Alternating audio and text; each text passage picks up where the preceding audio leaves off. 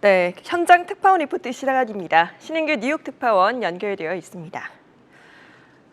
네, 어제 넷플릭스 실적 발표와 함께 지금 가입자 감소 소식이 전해지면서 글로벌 OTT 시장에 위기가 오는 것 아닌가 이런 우려가 확산되는 모습입니다. 현재 의견은 좀 어떻습니까?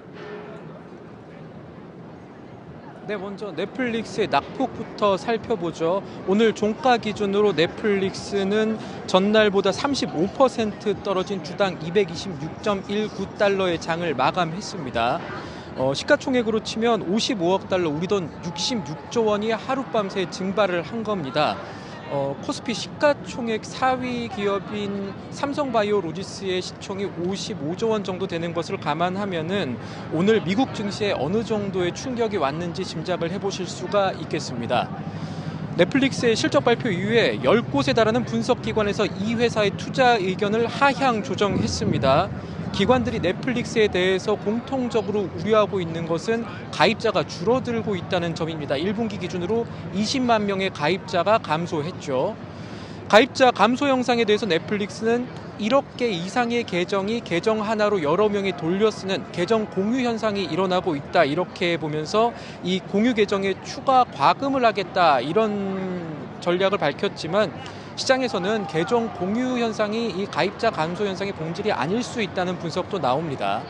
뱅크 오브 아메리카 같은 경우에는 넷플릭스가 계정 공유를 제한하더라도 2024년까지 눈에 띄는 성장은 보이지 않을 것으로 예측한다고 밝혔습니다. 이 월가에서 넷플릭스의 성장이 예전 같지 않을 것으로 보는 요인들이 몇 가지가 있는데, 하나는 이 코로나 시대에 집 밖으로 나가지 못하고 이 콘텐츠를 소비해왔던 미국 시민들이 이제는 점점 집 밖으로 나가면서 콘텐츠를 이용하는 빈도를 조금씩 줄이고 있는 그런 측면을 살펴볼 수가 있겠습니다.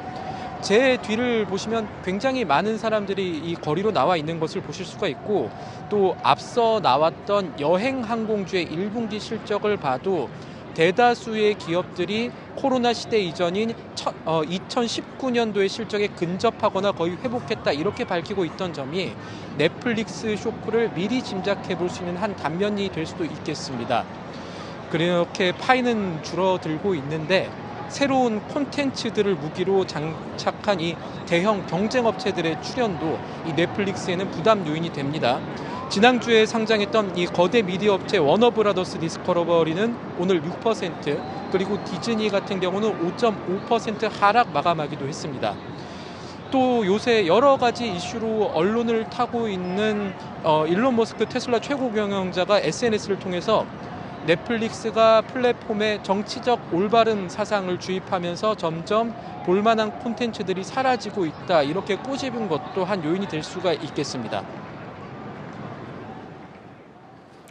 네, 관련해서 이 이야기도 안 해볼 수 없을 것 같습니다. 일론 머스크 회장이 불편할 정도로 트위터 인수에 총력전을 벌이고 있는데 월가에서의 부정적 시각이 짙어지는 것 같습니다. 좀 어떻습니까?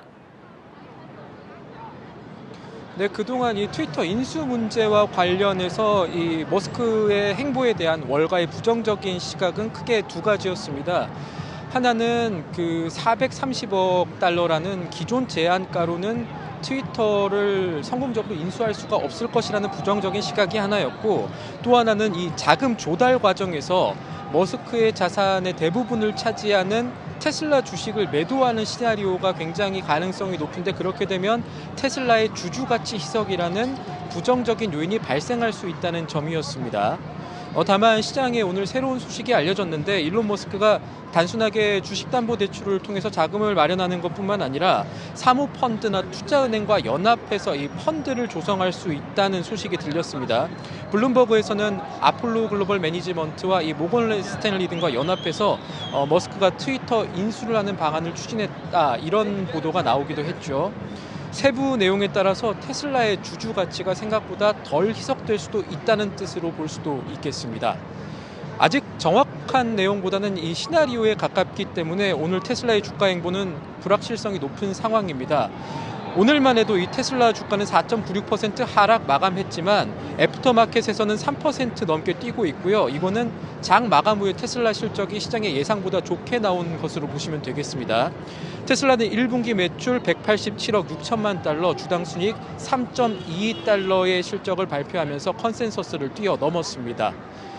다시 인수합병 얘기로 좀 돌아가자면 사모펀드 등과 연대하는 M&A 연합이 성사될 경우에 기존에 머스크가 내놓았던 430억 달러라는 인수가가 높아질 가능성도 배제할 수는 없습니다.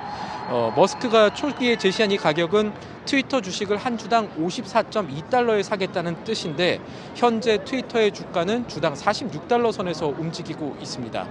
지금까지 뉴욕에서 한국경제TV 신인규입니다.